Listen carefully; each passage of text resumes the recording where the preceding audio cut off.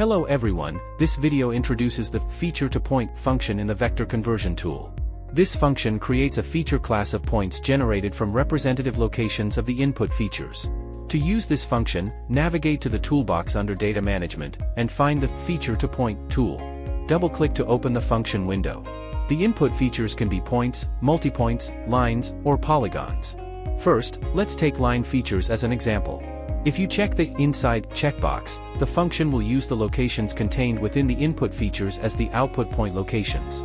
If unchecked, it will use the representative center of the input features as the output point location. This location may not always be contained within the input features. This is the default setting.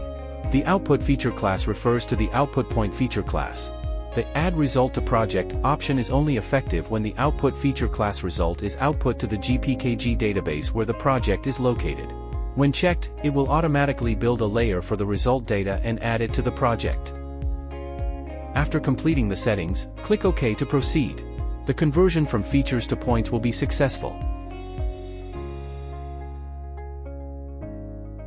Open the attribute table of the output feature class, and you will see that the attributes of the input features are preserved in the output feature class.